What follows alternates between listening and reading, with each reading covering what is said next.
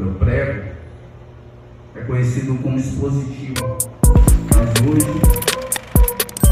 Deus colocou no meu coração, na verdade, quando eu cheguei aqui, que eu estava sentado ali, e o Espírito Santo foi usando as irmãs, os irmãos, pelos louvores. E eu não sei se você entendeu como o Espírito Santo está trabalhando hoje. O que o Espírito Santo está pedindo de mim e de você nessa noite. Eu sei que o ano de 2022 praticamente já está encerrando. E as batalhas, as lutas, os desertos, a Bíblia também se cumprindo também, falando que quando aumentar a iniquidade, quando a tecnologia avançar, o amor de muitos iam se esfriar. Mas todavia, eu gosto de um detalhe nesse versículo, que diz que o amor de muitos iam se esfriar. Não diz o amor de todos. Aleluia. E quando eu olho para esse versículo, é interessante, e quando eu vi esse versículo pela primeira vez, quando eu estudei, eu pensei que o servo aqui é um animal. Eu pensei que quando ele fala que, quando o salmista fala que assim como o servo brama pelas águas, assim como o servo, esse animal, tem sede pelas águas, eu pensei que era igual a gente, igual quando a gente está com sede. Todo ser humano, todo ser vivente necessita de água. Todo ser vivente necessita para sobreviver. Então, quando eu vi esse versículo, a gente lendo rápido, a gente pensa que esse servo ele estava buscando a água ali por necessidade, para suprir a necessidade do seu corpo. Só que é interessante, sabe o quê? Porque se a gente for ver o estilo de vida desse animal, e se a gente for ver também o contexto que o salmista escreveu esse versículo, a gente vai ver que o servo, esse servo que ele viu, isso que Deus mostrou para ele, o servo não estava buscando água para suprir a necessidade do corpo. O servo estava buscando água por segurança. Glória! Todos nós sabemos que na cadeia alimentar, o servo, também conhecido como veado também aqui no Brasil, ele é um dos animais mais inofensivos, por não ter garras, por não conseguir. E na cadeia alimentar, onça, leão, várias hienas, eles são alimento desses predadores. E é interessante, sabe por quê? Porque quando a gente vê aqui a história, eu não vou ficar preso na história do animal, e sim o que o salmista estava expressando. E é interessante, por quê? Porque quando a gente vai ver no contexto da história desse animal, como o salmista escreveu, inspirado pelo Espírito Santo, escreveu, a história vai dizer bem assim, que esse servo estava correndo de um leão, e ele estava a uma certa distância, porque o leão ele não é mais rápido do que o servo. Porém, esse servo, quando ele está correndo, quando ele está com medo, ele solta uma espécie, vamos colocar assim, de odor, um cheiro, que não importa para onde ele for, não importa para onde ele correr, não importa se ele subir numa montanha, se ele subir numa árvore, o leão não precisa ver ele, mas pelo cheiro que ele solta, o leão conseguia achar ele, não importa a mata que ele escondesse. E aqui eu fico imaginando o salmista, na situação em que ele estava passando, a situação que ele estava vivendo, e muitas das vezes, eu não sei se ele estava sendo perseguido por inimigos, eu não sei se ele tinha caído em pecado, eu não sei se ele não estava satisfeito com o nível que ele estava vivendo com Deus, mas o que eu acho interessante aqui, o que ele queria expressar nesse salmo, era que a água, ela supre a necessidade do corpo da gente. Mas quando ele viu ali, Deus revelou algo maior para ele. Por quê? Porque a história diz que dentro da água.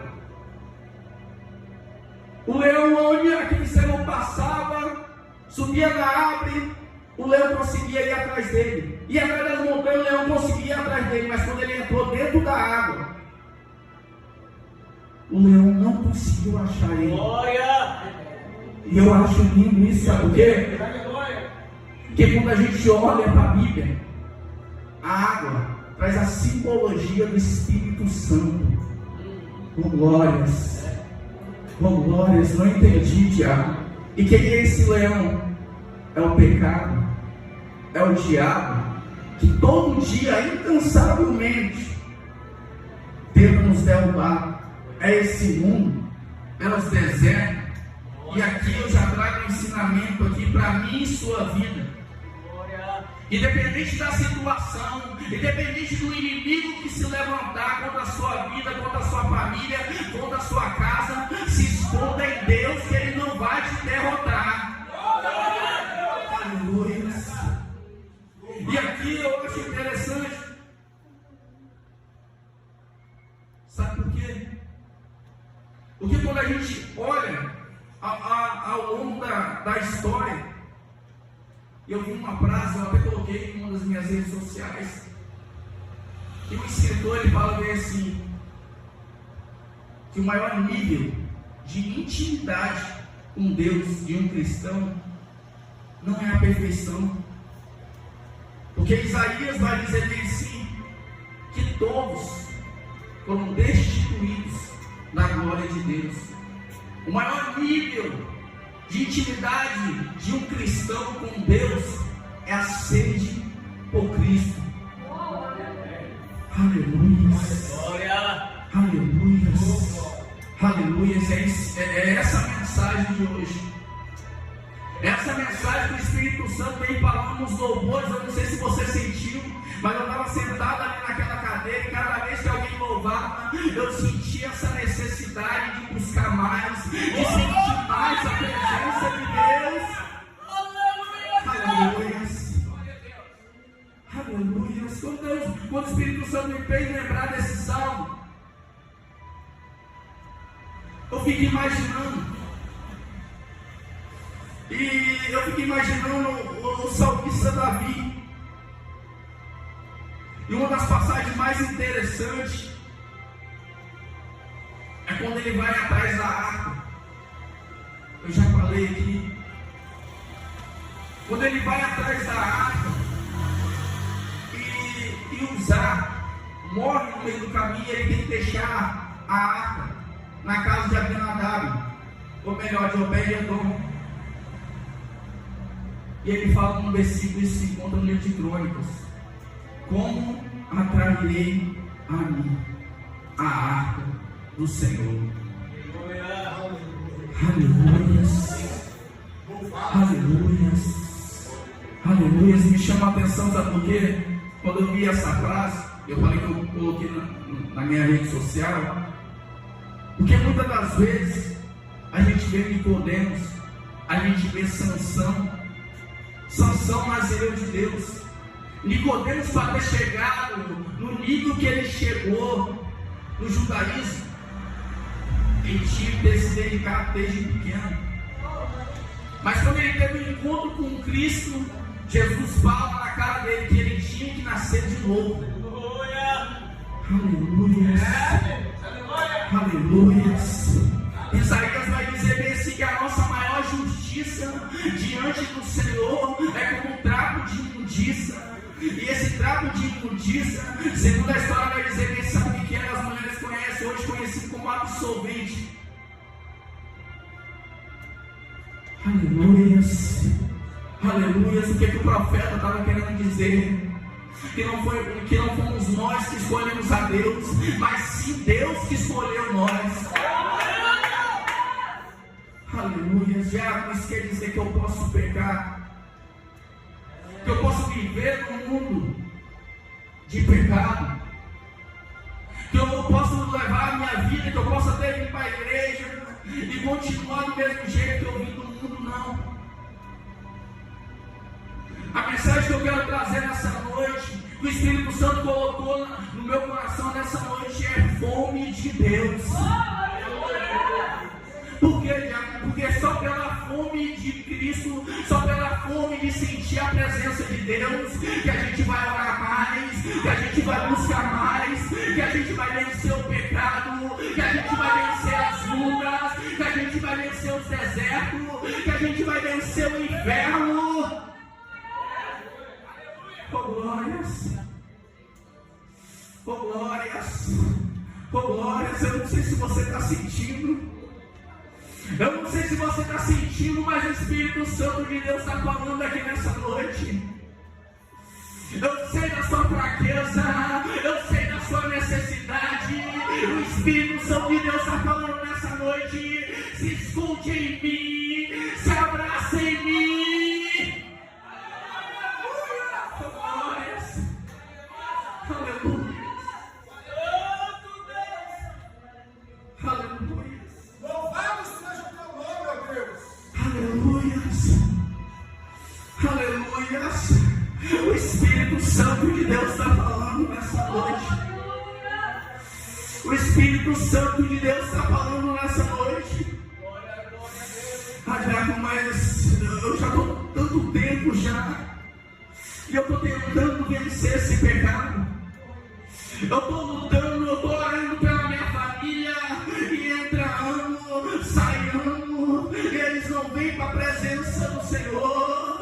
Entra ano, sai ano, o marido não vem para a presença do Senhor. O Espírito Santo de Deus manda te dizer nessa noite: ei, não deixa isso te vencer. Ei, se esconde em mim. Oh, glórias. Aleluias, aleluias, aleluias, aleluia. Me faz lembrar o salmista Davi, quando ele cai para o Batseba, aleluias, manda matar Urias, o homem segundo o coração de Deus. Aleluias. E a história vai dizer que por um ano ele ficou ocultando. Deus manda o profeta na casa dele contar para Naaman. Davi fala: esse homem é digno de morte. O profeta olha na cara dele e fala com ele: esse homem é você. Salmo 51, eu vou ler. Salmo 51, eu imagino ele se ajoelhando e falando bem assim: tem misericórdia de mim, ó Deus, segundo a tua benignidade, apaga as minhas transgressões, segundo a multidão das tuas misericórdias. Verso 7 diz bem assim: purifica-me com isopo, e ficarei mais puro, e ficarei mais alvo do que a alva neve. Versículo 10 diz bem assim: cria em mim um coração puro, renova em mim o teu Santo Espírito. Glórias, oh glórias. O que o salmista estava dizendo? Que não importa a situação em que você se encontra, se agarra na misericórdia de Deus. Aleluias, aleluias, aleluias. Quem não se lembra de Sansão? Nasceu de Deus, cresceu tudo certinho, a mãe e o pai criou ele certinho. Ele cresceu, começou a ser usado pela porção que descia sobre a vida dele. Aleluia. Mas a Bíblia diz que ele começa a quebrar princípio. E quem quebra o princípio é quebrado o princípio. Aleluias. Aleluias. Não entendi, Diário. O que nós aprendemos nisso? Se eu e você estamos quebrando o princípio, se eu e você estamos plantando, quebrando o princípio, nós iremos ser quebrados pelos próprios princípios que a gente está quebrando. Mas sabe o que eu aprendo? Aqui, na vida de Sansão foi que quando cortaram o cabelo dele, fizeram dele uma espécie de bobo da corte. Por quê? Porque levaram lá os filisteus, estavam fazendo peça, o Deus pagão deles. Aleluia. Eu acho um versículo lindo na Bíblia, que ele começa a orar. A Bíblia diz que ele começa a orar, ele começa a falar. Eu imagino ele lembrando da meninice dele, eu imagino ele lembrando da adolescência dele, eu imagino ele lembrando das experiências com Deus. Eu imagino ele lá cego, rodando aquela moinha e lembrando: eu fui chamado para isso, Deus não me fez para isso, Deus não me libertou do mundão para trazer para dentro da igreja e eu continuar nessa situação.